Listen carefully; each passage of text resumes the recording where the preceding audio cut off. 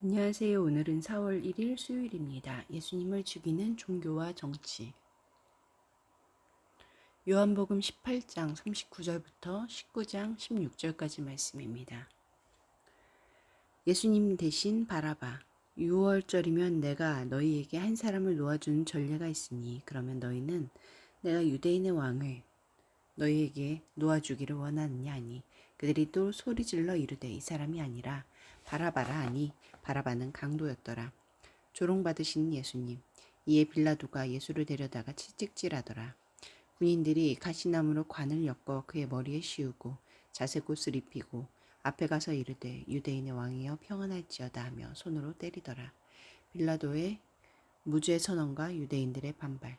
빌라도가 다시 밖에 나가 말하되 보라 이 사람을 데리고 너희에게 나오나니 이는 내가 그에게서 아무 죄도 찾지 못한 것을 너희로 알게 하려 함이로라 하더라. 이에 예수께서 가시관을 쓰고 자색옷을 입고 나오시니 빌라도가 그들에게 말하되 보라 이 사람이로다 하며 대제사장들과 아랫사람들이 예수를 보고 소리질러 이르되 십자가에 못 박으소서 십자가에 못 박으소서 하는지라. 빌라도가 이르되 너희가 친히 데려다가 십자가에 못 박으라. 나는 그에게서 죄를 찾지 못하였노라. 유대인들이 대답하되 우리에게 법이 있으니 그 법대로 하면 그가 당연히 죽을 것은 그가 자기를 하나님의 아들이라 함이니이다. 권세에 대한 신문. 빌라도가 이 말을 듣고 더욱 두려워하여 다시 관정에 들어가 예수께 말하되 너는 어디로부터냐 하되 예수께서 대답하여 주지 아니하시는지라. 빌라도가 이르되 내게 말하지 아니하느냐 내가 너를 놓을 권한도 있고 십자가에 못 박을 권한도 있는 줄 알지 못하느냐. 예수께서 대답하시되 위에서 주지 아니하셨더라면 나를 해할 권한이 없었으리니 그러므로 나를 내게 넘겨준 자의 죄는 더 크다 하시니라. 정치적 압박과 십자가형 언도. 이러함으로 빌라도가 예수를 놓으려고 힘썼으나 유대인들이 소리질러 이르되 이 사람을 놓으면 가이사의 충신이 아니니이다. 무릇 자기를 왕이라 하는 자는 가이사를 반역하는 것이니이다. 빌라도가 이 말을 듣고 예수를 끌고 나가서 돌을 깐 뜰에 있는 재판석에 앉아 있더라. 이날은 6월절의 준비일이요 때는 제6시라. 빌라도가 유대인들에게 이르되 보라 너희 왕이로다. 그들이 소리 지르되 없이 하소서 그를 십자가에 못 박게 하소서. 빌라도가 이르되 내가 너희 왕을 십자가에 못 박으랴. 대제사장들이 대답하되 가이사 외에는 우리에게 왕이 없나이다 하니 이에 예수를 십자가에 못 박도록 그들에게 넘겨주니라. 유대인들은 하나님을 버리고 가이사를 왕이라 부르며 예수님의 십자가형을 요구했고 빌라도는 자신의 안위를 위해 진리를 외면하고 예수님을 십자가에 못 박도록 넘겨줍니다. 19장 1절부터 5절까지 말씀에서 하나님은 어떤 분입니까? 조롱당하고 상처 입으심으로 우리 죄의 대가를 짊어지신 왕이십니다. 가시관을 쓰고 왕을 상징하는 자색 옷을 입은 채 군인들에게 모욕과 조롱을 당하셨지만 침묵으로 이 모든 것을 감당하셨습니다. 우리가 받은 구원은 조롱받으신 왕의 상처 위에 세워졌습니다. 19장 8절부터 11절까지 말씀에서 하나님은 어떤 분입니까? 빌라도는 권력이 자기 손에 있다 여겼으나 예수님은 그 권세도 하나님이 주신 것임을 선포하십니다.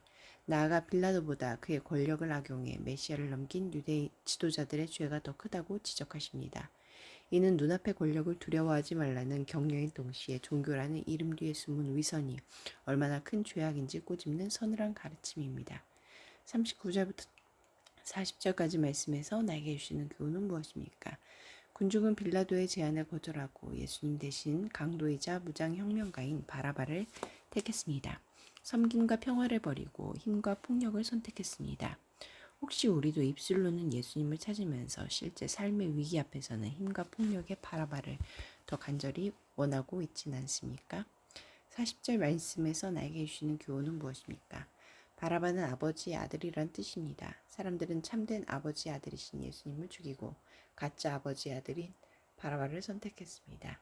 이로써 죽어야 할 죄인이 풀려나고 죄 없으신 예수님이 그 자리에 결박되어 죽임당하는 위대한 교환이 이루어졌습니다. 결국 진짜 아들이 죽으심으로 가짜 아들이었던 우리가 살았습니다.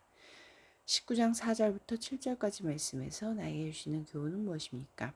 빌라도가 예수님의 무죄를 말하자 대제사장 무리는 율법에 따르면 예수님이 죽어 마땅하다고 주장합니다. 그들에게 율법은 사랑과 정의를 위한 도구가 아니라 불편한 정적을 제거하는 수단이었습니다. 말씀을 오용하면 내 뜻을 관철시키기 위해 남을 정죄하는 폭력이 됩니다.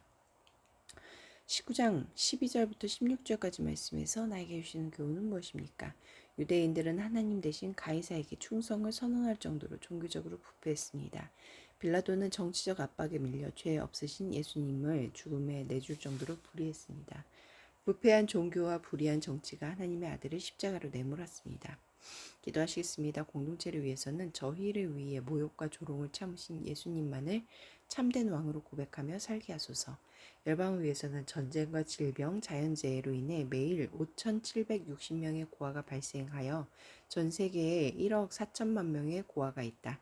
이들에게 따뜻한 손길이 전해지고 밝고 건강한 삶을 되찾도록 함께 기도하시겠습니다.